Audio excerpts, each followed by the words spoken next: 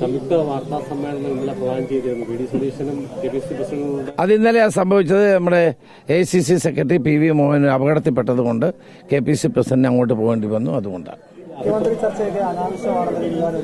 അത് തീർച്ചയായിട്ടും അത് അനാവശ്യം തന്നെയാണ്. അങ്ങനെ ചർച്ചയുടെ ഇപ്പോൾ ആവശ്യമില്ല. ഇപ്പം നമ്മുടെ ശ്രദ്ധ കേന്ദ്രീകരിക്കേണ്ടത് പഞ്ചായത്ത് തെരഞ്ഞെടുപ്പിലാണ്. പഞ്ചായത്ത് തെരഞ്ഞെടുപ്പ് സാധാരണ പ്രവർത്തകരുടെ തെരഞ്ഞെടുപ്പാണ്. ആ പഞ്ചായത്ത് തെരഞ്ഞെടുപ്പിൽ 2010 ഞാൻ KPCC പ്രസിഡന്റ് ആയിരിക്കുമ്പോഴാണ് ഏറ്റവും വലിയ വിജയമുണ്ടായി, 70% വിജയം. ആ വിജയം ആവർത്തിക്കാൻ വേണ്ടി എല്ലാ പാർട്ടി പ്രവർത്തകരും നേതാക്കളും ഉണർന്ന് പ്രവർത്തിക്കേണ്ട സമയമാണ്. അതുകൊണ്ട് ഇത്തരം ചർച്ചകൾക്ക് യാതൊരു പ്രസക്തിയും ഇപ്പം ഇല്ല.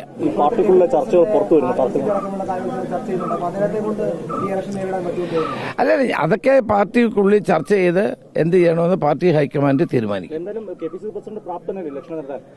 അല്ല, അദ്ദേഹം ഏറ്റവും നല്ല പ്രാപ്തനായ വ്യക്തിയല്ലേ. പക്ഷേ എന്ത് പാർട്ടിയുടെ പുനഃസംഘടനയുമായി ബന്ധപ്പെട്ട് എന്ത് ചെയ്യണം എന്നുള്ളത് പാർട്ടി ഹൈക്കമാൻഡ് തീരുമാനിക്കും. അതിപ്പോ നിങ്ങളുള്ളിടത്തോളം കാലം എല്ലാ പാർട്ടിയിലെയും കാര്യങ്ങളൊക്കെ പുറത്തു വരും. CPM എന്ന് പറയുന്ന കേഡർ പാർട്ടിയുടെ അഭിപ്രായങ്ങൾ പോലും എല്ലാ ദിവസവും പുറത്തു വരുന്നുണ്ട്. അപ്പൊ അതൊന്നും കാര്യമില്ല. ജനാധിപത്യ സംവിധാനത്തിൽ മാധ്യമങ്ങളെ ആർക്കും ഒഴിവാക്കി നിർത്താനൊന്നും കഴിയില്ല.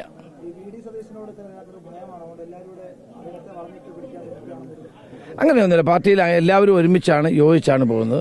പാർട്ടിയിൽ നിങ്ങൾ പറയുന്ന പോലെ അത്ര വലിയ തർക്കങ്ങളൊന്നുമില്ല. പാർട്ടി ഒറ്റക്കെട്ടായിട്ട് മുന്നോട്ട് പോകും. പഞ്ചായത്ത് തെരഞ്ഞെടുപ്പിലും വൻ വിജയം നേടും, നിയമസഭാ തെരഞ്ഞെടുപ്പിലും വൻ വിജയം നേടും. അതൊക്കെ സമയം കിടക്കല്ലേ. എനിക്കറിയാം. അത് മർത്തോമ സഭയുമായി ബന്ധപ്പെട്ട ഒരു കാര്യം എന്നോട് ചോദിച്ചാൽ എനിക്ക് അറിയാൻ പറ്റും. അതൊരു വലിയ സഭയാണ്, അവരുടെ തീരുമാനമാണ്. എന്താ സംഭവിച്ചതെന്ന് എനിക്കറിയില്ല. UDF ഏതായാലും പഞ്ചായത്ത് തെരഞ്ഞെടുപ്പിലും അസംബ്ലി തെരഞ്ഞെടുപ്പിലും നല്ല വിജയം നേടും. അതിനിടയിൽ എന്തെങ്കിലും ക്രമീകരണങ്ങൾ വേണമെങ്കിൽ പാർട്ടി ഹൈക്കമാൻഡ് ആലോചിച്ച് ചെയ്യും. തീർച്ചയായിട്ടും. ഇടതുപക്ഷത്തിനെതിരെ സർക്കാരിനെതിരെ വികാരമൊക്കെ ഉയർത്തിക്കൊണ്ടുവരാൻ കഴിഞ്ഞിട്ടുണ്ട്. പക്ഷേ ആ സമയത്താണ് ഇത്തരത്തിൽ മുഖ്യമന്ത്രി സ്ഥാനത്തേക്കുള്ള ചർച്ചകൾ, സാമുദായിക സംഘടനകളുടെ അഭിപ്രായം പറയുക, ഇതൊക്കെ അഭികാമ്യമാണോ? അല്ല, അതാ ഞാൻ പറഞ്ഞത്. അതൊക്കെ ഇപ്പൊ പ്രസക്തമായ കാര്യങ്ങളല്ല. നേതാക്കളാണ് ചെയ്യുന്നത്. ഇപ്പൊ അല്ല, ഇത് ഏറ്റവും ആവശ്യം, ഇപ്പോഴത്തെ ആവശ്യം കേരളത്തിലെ ജനങ്ങളുടെ ആഗ്രഹങ്ങൾക്കനുസരിച്ച് പാർട്ടി ഒറ്റക്കെട്ടായി ഒരുമിച്ച് പോകണം, ഐക്യത്തോടെ മുന്നോട്ട് പോകണം. ഈ കേരളത്തിൽ നിന്ന് അധികാരത്തിലിരിക്കുന്ന ഗവൺമെന്റിനെതിരായ ശക്തമായ ജനവികാരമുണ്ട്. ആ വികാരത്തോടൊപ്പം നിന്നുകൊണ്ട് കേരളത്തെ രക്ഷിക്കുക, കേരളത്തിലെ പഞ്ചായത്തുകളെ രക്ഷിക്കുക, അതാണ് ഞങ്ങൾ വിഭാവനം ചെയ്യുന്നത്. അതനുസരിച്ച് ഞങ്ങൾ പ്രവർത്തിക്കും. അങ്ങ് പ്രതിപക്ഷ നേതാവായിരുന്നപ്പോൾ കുറെ അഴിമതി ആരോപണങ്ങൾ NDF സർക്കാരിനെതിരെ കൊണ്ടുവന്നിരുന്നു. ഇപ്പോഴത്തെ ഒരു UDF സംവിധാനവും പ്രതിപക്ഷവും ഒക്കെ അത്രയ്ക്കും ഷാർപ്പല്ല എന്ന് തോന്നുന്നു. ഇപ്പോഴും ഷാർപ്പാണ്, അന്ന് ഷാർപ്പാണ്. അത് കൂടുതൽ ഷാർപ്പാക്കാനുള്ള നടപടികൾ ഇനിയുള്ള ദിവസങ്ങളിൽ ഞങ്ങൾ എല്ലാവരും കൂട്ടായി ഞങ്ങൾ ചെയ്യും. ഷാർപ്പായ ഒരു കാര്യം കാണുന്നില്ല. സ്പ്രിംഗ്ലർ ആയിക്കോട്ടെ, അങ്ങനെ ഒരുപാട് കാര്യങ്ങളായിക്കോട്ടെ, അങ്ങനെ ഒരുപാട് കാര്യങ്ങൾ കൊണ്ടുവന്നു. അത് ഷാർപ്പായിട്ടുള്ളത് കാണുന്നില്ല. ഇപ്പോഴും ഷാർപ്പാണ്, അന്ന് ഷാർപ്പാണ്.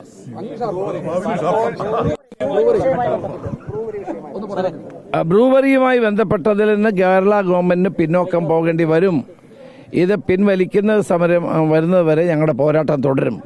ബ്രൂവറി ഡിസ്റ്റിലറി ആരംഭിക്കാൻ ഉള്ള ഗവൺമെന്റിന്റെ നീക്കം വൻ അഴിമതിയാണ്. പാലക്കാട്ടെ ജനങ്ങൾ അനുഭവിക്കുന്ന രൂക്ഷമായ ജലക്ഷാമം അത് കണ്ടുകൊണ്ടെങ്കിലും ഗവൺമെന്റ് കണ്ണു തുറക്കണം, ഇത് പിൻവലിക്കണം. പ്ലാച്ചിമടയിൽ കൊക്കക്കോളയ്ക്കെതിരെ സമരം നടത്തി കൊക്കക്കോള ഫാക്ടറിയെ പൂട്ടിച്ചവരാണ് ഇപ്പോൾ ഇവിടെ ബ്രൂവറിയും ഡിസ്റ്റിലറിയും തുടങ്ങാനുള്ള നടപടിയുമായി മുന്നോട്ട് വരുന്നത്. ജനങ്ങളെ അണിനിരത്തിക്കൊണ്ട് ഞങ്ങളതിനെ നേരിടും. പ്രതിപക്ഷ നേതാവ് എലപ്പുള്ളി ഗ്രാമപഞ്ചായത്തിലെ ഒരു കോൺഗ്രസ് സംഘം ഈ സ്ഥലം വിൽപ്പനയ്ക്ക് അല്ലെങ്കിൽ ഇടനില നിന്നു എന്ന തരത്തിലുള്ള ആക്ഷേപമൊക്കെ സീറ്റ് ഉയർത്തുന്നുണ്ട്. അതിനോടുള്ള ഒരു മറുപടി, ഒരു പരിശോധന നടത്തുമോ? അതിന്റെ ഒന്നും ആവശ്യമില്ല. ആരെങ്കിലും ഭൂമി കച്ചവടം നടത്തുന്നത് നമ്മളെന്ത് ബന്ധം? അല്ല, ഭൂമി നാട്ടിലെ ആളെ ഒത്തിരി പേര് ഭൂമി കച്ചവടം നടത്തും. അതല്ല ഇവിടെ വിഷയം. ഇവിടെ വിഷയം ഗവൺമെന്റ് അവിടെ ബ്രൂവറിയും ഡിസ്റ്റിലറി അനുവദിക്കാൻ വേണ്ടി മുന്നോട്ട് വരുന്നു എന്നുള്ളതാണ്. ഭൂമി കച്ചവടം നാട്ടിൽ നടത്തുന്ന എത്രയോ ആളുകൾ ഉണ്ടാവും. അതല്ലല്ലോ വിഷയം. ഇവിടുത്തെ വിഷയം കടുത്ത ജലക്ഷാമം നേരിടുന്ന പുതുശ്ശേരി പഞ്ചായത്ത് ഉൾപ്പെടെയുള്ള പഞ്ചായത്തുകളിൽ, എലപ്പുള്ളി പഞ്ചായത്തിൽ ഇവിടെ ഒരു ബ്രൂവറി ഡിസ്റ്റിലറി അനുവദിക്കുന്നത് ശരിയല്ല. ലക്ഷക്കണക്കിന് ലിറ്റർ വെള്ളം ഓരോ ദിവസവും വേണ്ടി വരും. കുടിവെള്ളത്തിന് ഞാൻ അന്ന് അവിടെ സന്ദർശിച്ചതാണ്.